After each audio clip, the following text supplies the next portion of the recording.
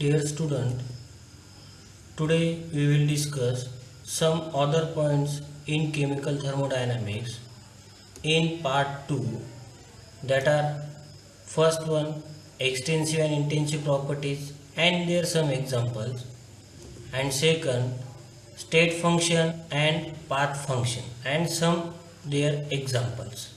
Of system, properties of system यामध्ये आपण दोन प्रकारच्या प्रॉपर्टीज बघणार आहोत. Before we discussing the properties of system we already discuss the definition of system and the types of system. Let we see the properties of system. आता actually properties of system हा जो point असणार आहे ह्या पूर्ण प्रकरणामध्ये, तर हा ज्या जेई किंवा नीट ह्या ज्या काही एक्झाम असणार आहे ह्या एक्झामच्या दृष्टिकोनातून खूप महत्त्वाचा पॉईंट त्या ठिकाणी असणार आहे. तो कसा असणार आहे, त्याच्यावरचे क्वेश्चन्स कसे असतात, हे सगळे मुद्दे जे असणार आहेत वन बाय वन आपण ह्या ठिकाणी डिस्कस करणार आहोत. First we see the properties of system. First property the extensive property. Extensive property definition: the property which depends on the amount of matter present in a system is called an extensive property. It is an additive property. Why it is an additive property? Because when we see the definition of extensive property, it says that the property which depends on the amount of matter. म्हणजे ह्या ठिकाणी बघा की ज्यावेळेस आपण definition याची बघतोय extensive property, ती काय सांगते आपल्याला की अशी प्रॉपर्टी सिस्टीमची की ती अमाऊंट ऑफ मॅटरवर डिपेंड आहे, तर त्या प्रॉपर्टीला आपण एक्सटेन्सिव्ह प्रॉपर्टी म्हणतो. आणि ती डिपेंड आहे म्हणून मग ती काय झाली त्या ठिकाणी अँड ॲडिटिव्ह प्रॉपर्टी झाली. ॲडिटिव्ह असणार आहे ती. म्हणजे एक्झाम्पल आपण बघूया एक्सटेन्सिव्ह प्रॉपर्टीचे: mass, volume, internal energy, heat capacity, number of moles. आता जर आपण आपलं एक्झाम्पल जर पाहिलं डे टू डे लाईफमधलं, तर water in a glass and water in a bucket. तर याच्यात तुमचं लक्षात येईल की हे जे वॉटर असणार आहे याचंही मास जे आपण ही सिस्टीम कन्सिडर केली, ही पण एक सिस्टीम आपण कन्सिडर केली. त्या दोघांच्या प्रॉपर्टीज जेव्हा आपण कम्पेअर करतोय, कोणकोणत्या प्रॉपर्टीज, या mass, volume, internal energy, heat capacity, number of moles, हे जेव्हा आपण कम्पेअर करू निश्चितपणे दोघांमध्ये तुम्हाला तफावत दिसून येईल. कारण मास, व्हॉल्यूम ह्या काही प्रॉपर्टीज दिलेल्या आहेत त्या सगळ्या काय आहेत, त्या एक्सटेन्सिव्ह प्रॉपर्टी जर असतील तर त्या काय आल्या पाहिजे, त्या अमाऊंट ऑफ मॅटरवर त्या डिपेंड असल्या पाहिजे. म्हणून इथं अमाऊंट ऑफ मॅटर जर कमी असेल तर ऑब्व्हियसली याचं मास कमी असेल.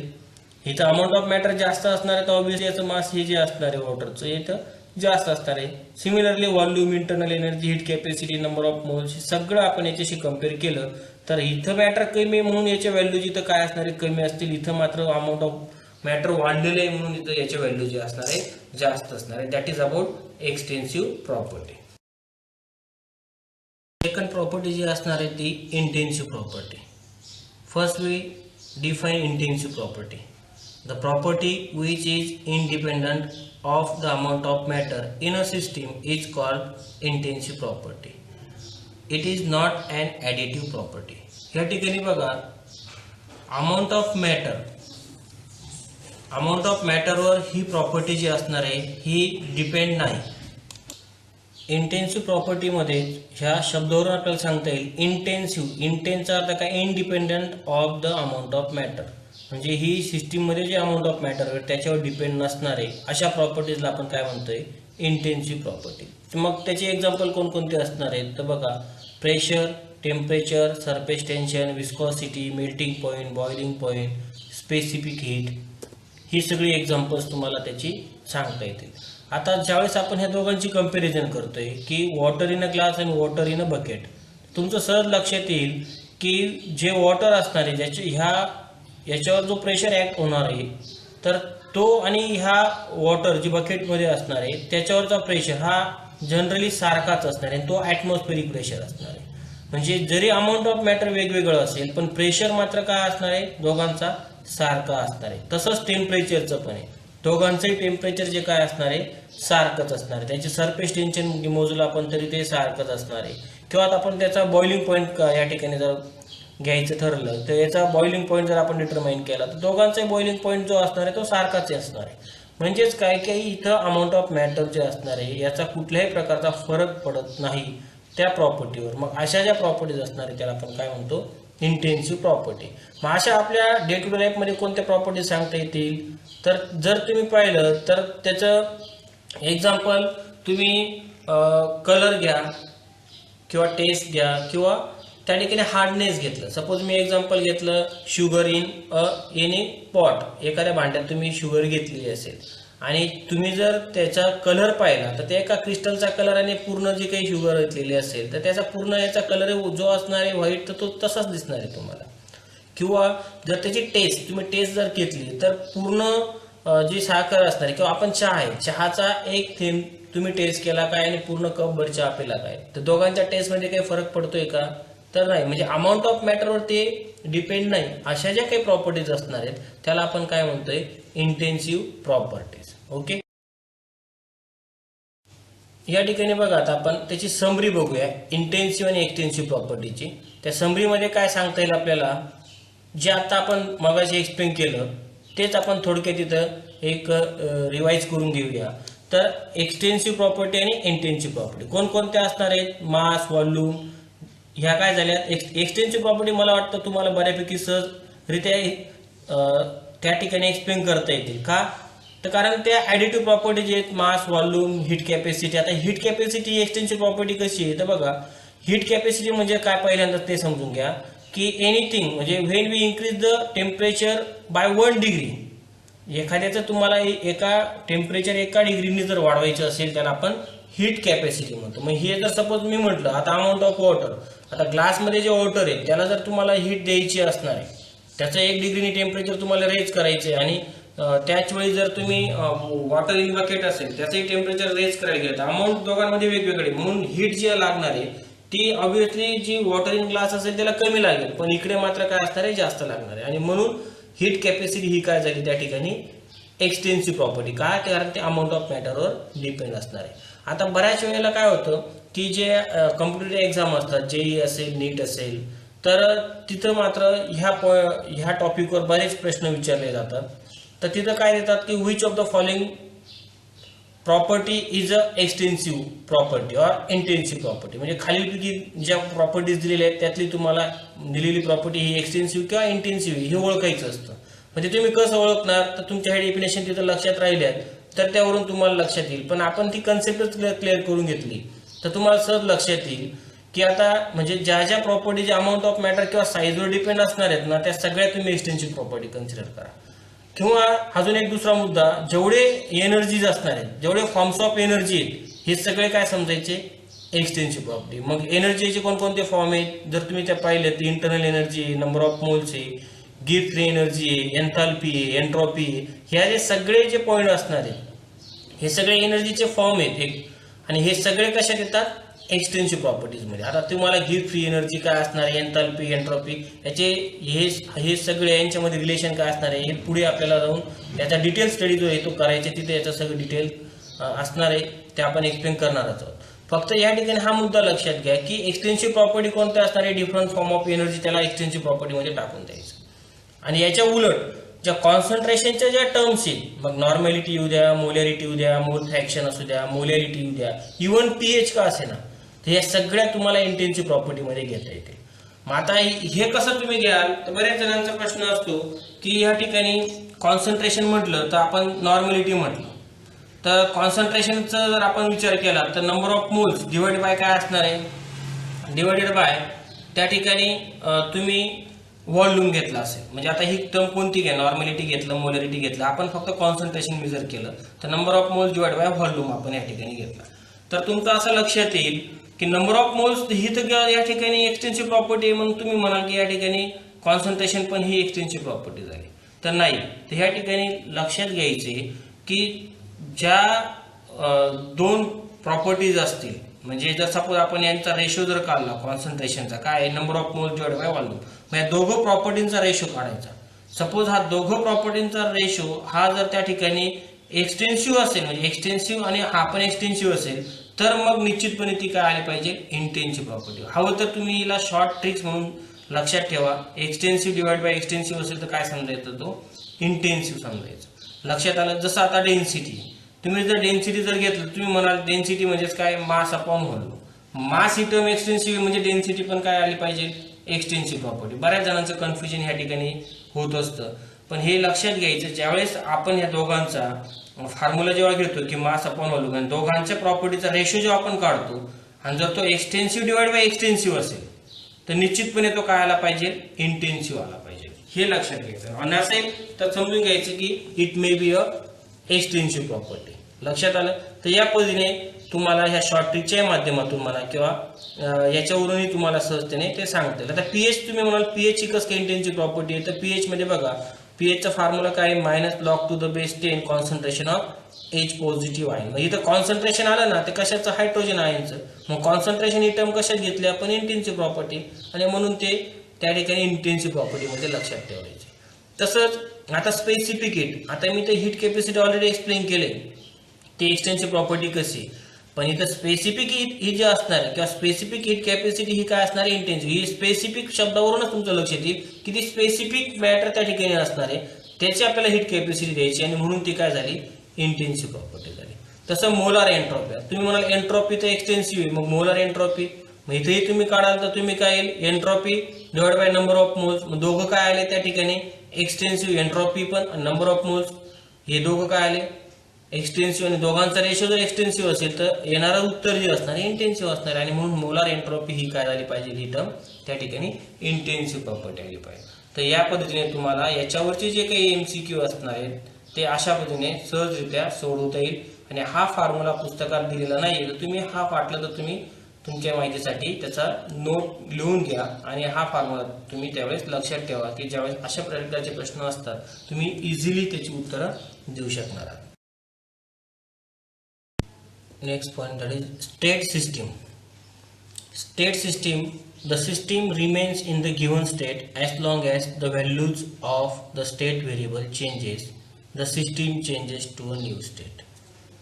सपोज आता ह्या ठिकाणी स्टेट ऑफ सिस्टीम जर आपण एक्सप्लेन करायचं झालं तर हा मुद्दा खूप महत्त्वाचा या ठिकाणी. बघा, स्टेट म्हटलं की आपण फिजिकल स्टेट कन्सिडर करतो, तर फिजिकल स्टेट नाही, तर ही स्टेट म्हणजे तुम्ही फार तर सिच्युएशन असं कन्सिडर करा.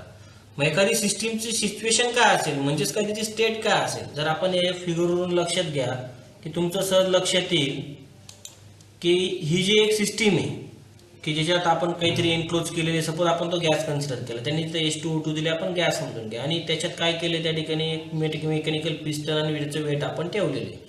तर as long as there is no change in the state variables, की इथं कुठले आता स्टेट व्हेरिएबल्स काय असणार आहे ते पण आता आपण बघणारच आहोत, की याच्यामध्ये जर कुठल्याही प्रकारचा चेंज होत नसेल, म्हणजे जर आपण याला कुठेही डिस्टर्ब केलं नाही, तर ही सिस्टीम त्या पद्धतीने त्याच ठिकाणी त्याच सिच्युएशनला किंवा त्याच स्टेटला असेल.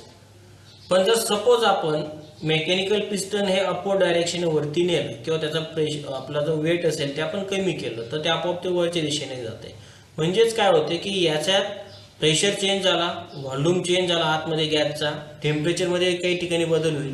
म्हणजेच काय झालं की याच्यामध्ये त्या सिस्टीमची सिच्युएशन बदलली, म्हणजेच काय झाली, स्टेट बदलली. मग ही त्याची आपण इनिशियल स्टेट मानली, तर ही काय झाली, त्याची फायनल स्टेट झाली. आणि याच्यामध्ये हे जे चेंजेस होत आहेत, ह्याच्या प्रॉपर्टीज आहेत, त्यांचे जे चेंजेस होत आहेत यांना आपण काय म्हणायचे, व्हेरिएबल्स, कारण चेंज होत आहेत ना त्या, आणि म्हणून मग काय समजायचे त्यांना आपण स्टेट व्हेरिएबल्स, किंवा त्या ठिकाणी त्याच्या आपण स्टेट व्हेरिएबल्स आपण कन्सिडर करायचे.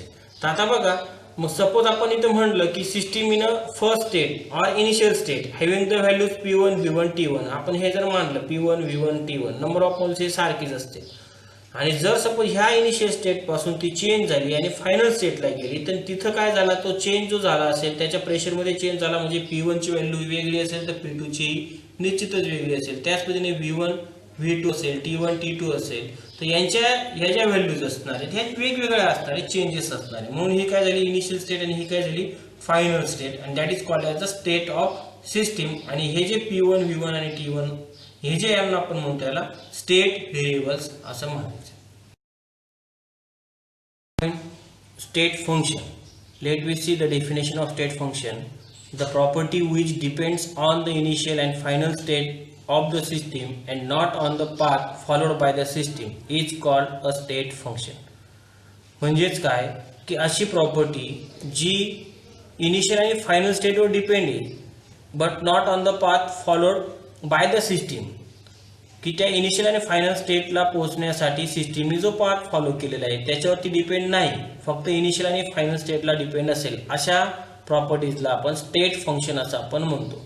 मग त्याची कोणकोणती एक्झाम्पल्स आहेत तर बघा, त्याची एक्झाम्पल आहे प्रेशर, व्हॉल्यूम, टेम्परेचर, त्यानंतर इंटरनल एनर्जी, एन्थाल्पी. ह्या काय झाल्या त्या ठिकाणी स्टेट फंक्शनची एक्झाम्पल्स आहे. तर आता ह्या ठिकाणी ही एक्झाम्पल जेव्हा आपण एक्सप्लेन करतोय तर त्या ठिकाणी बघा, आपण ही एक्झाम्पल एक्सप्लेन करण्याअगोदर आपण डे टू डे लाईफमध्ये एक एक्झाम्पल कन्सिडर करा की सपोज आपण ह्या ठिकाणी एक व्यक्ती असणार आहे, ह्या प्रेझेंट आहे, तिला हा जो काही डोंगर असेल हा क्लाइंब करायचा असेल किंवा हे जी हिल असेल हे त्याला क्लाइंब करून इथं पोहोचायचं असेल, तर त्यावेळेस त्याची हा ग्राउंड पोझिशनला असेल तेव्हा त्याची पोटेन्शियल एनर्जी ऑब्व्हियसली काय असणार आहे, झिरो. कारण पोटेन्शियल एनर्जी GH म्हणजे हाईट जर झिरो येतं इथं पोटेन्शियल एनर्जी काय असणार याची इथं झिरो असेल. पण जेव्हा तीच व्यक्ती हा डोंगर जोडून ज्यावेळेस त्या ठिकाणी वरती पोहोचते तर त्यावेळेस मात्र त्याची पोटेन्शियल एनर्जी असणार आहे, कारण हाईट मात्र इथं काय ती is not equal to zero, म्हणजेच काय potential energy is not equal to zero. इथं याची काहीतरी त्या ठिकाणी एनर्जी ही त्याला मिळणार आहे. म्हणजेच काय की सपोज ह्या पोझिशन पासून ह्या पोझिशनला तो गेला आणि तिथं काहीतरी त्याची एनर्जी अक्वायर केली.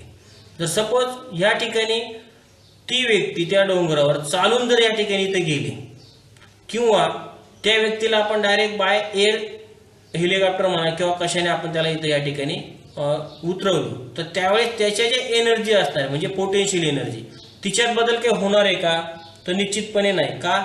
कारण इथंही तो पोहोचल्यानंतर त्याची पोटेन्शियल एनर्जी हाईट जी असणार आहे त्याची तीच आहे, म्हणजे पोटेन्शियल एनर्जी तेवढीच असतील. इथं मात्र जी असेल ती असणार आहे. म्हणजे तो चालून गेला काय किंवा डायरेक्ट बाय एअर त्या ठिकाणी म्हणजे हेलिकॉप्टर असेल किंवा काही वेगळ्या मार्गाने आपण त्याला इथं उतरवलं तरी त्या ठिकाणी त्याचा मार्ग कोणताही असेल पण तरी त्याच्या एनर्जीमध्ये फरक पडतोय का तर नाही. मग अशा ज्या काही प्रॉपर्टीज असणार आहेत की ज्या त्या रूटवर किंवा त्या पाथवर डिपेंड नाहीये, त्या फक्त त्याच्या इनिशियल आणि फायनल स्टेटवर डिपेंड आहेत, अशांना आपण काय म्हणतोय स्टेट फंक्शन असं आपण म्हणतोय. लक्षात आलं मग या ठिकाणी. मग आता याचं एक्झाम्पल जे आपण घेतलं तर ते काय असणार आहे एनर्जीचं घेतलं. पण ह्या ठिकाणी बघा तीच व्यक्ती ज्यावेळेस इथं जर चालून जात असेल म्हणजे तिला वर्क किंवा मेहनत ही जास्त लागणार आहे तिथपर्यंत पोहोचायला, आणि जी व्यक्ती डायरेक्ट आपण इथं एअरलिफ्ट करणार आहोत तिथं तर तिला मेहनत कमी लागेल. म्हणजे वर्क डन जे असणार आहे हे मात्र काय झालं हे पाथवर डिपेंड आहे, म्हणजे कोणत्या मार्गाने गेला त्याच्यावर ते डिपेंड आहे. आणि म्हणून वर्क डन हे काय झालं पाथ फंक्शन. म्हणजे ते काय तर इनिशियल आणि फायनल स्टेटवर डिपेंड नाही तर ते कशावर डिपेंड आहे त्या रस्त्यावर त्या रूटवर, आणि म्हणून ते काय झालं वर्क डन हे काय आलं पाथ फंक्शन आलं. आणि ही जी एनर्जी असणार याच्यावर कुठेही चेंज होत नाही त्याचा रूट बदलला तरी, म्हणून ती काय झाली ती त्या ठिकाणी स्टेट फंक्शन. ह्या दोघं गोष्टी लक्षात ठेवा. तर आता बघा आपण हेच example with the help of graph समजून घेऊ की सपोज आपण इथं एक गॅस सिस्टीम जी असेल ती या ठिकाणी कन्सिडर केलेली आहे आणि ती इनिशियल स्टेटला असेल सपोज त्यावेळेस आपण त्याचा प्रेशर P1 मानला, हा V1 हा T1 त्याचा त्या ठिकाणी टेम्परेचर असेल आणि ह्या स्टेट पासून तिला ह्या स्टेटला यायचे. मग त्यावेळेस त्याच्यासाठी 3 रूट दिलेले आहेत, एक रूट फर्स्ट, सेकंड आणि थर्ड. त्या तिघ रूटने या ठिकाणी गेल्यानंतर त्याचे ह्या स्टेट व्हेरिएबल जे असणार आहेत हे मात्र काय असणार आहेत हे सारखे असणार, त्याच्यात कुठेही त्या ठिकाणी बदल होणार नाही. Either it may be followed the path first, second और third. There is no change in its values at initial and final state. आणि म्हणून मग हे ज्या स्टेट व्हेरिएबल्स असणार आहेत यांनाच आपण काय म्हणायचं मग त्या ठिकाणी स्टेट फंक्शन, की जे कुठल्याही रूटने गेले तर त्याच्या व्हॅल्यूज मध्ये कुठेही बदल होत नाही, यांना काय म्हणायचे स्टेट फंक्शन. मग पुढचा जो असेल तो पॉइंट काय असेल पाथ फंक्शन. पाथ फंक्शन काय असणार आहे याच्या उलट the property which depends on the path, त्याला काय म्हणायचे पाथ फंक्शन. जसं मी एक्सप्लेन केलं तुम्हाला वर्क आणि हीट हे काय असणार आहे त्याचे पाथ फंक्शन असणार आहे. ओके ठीक.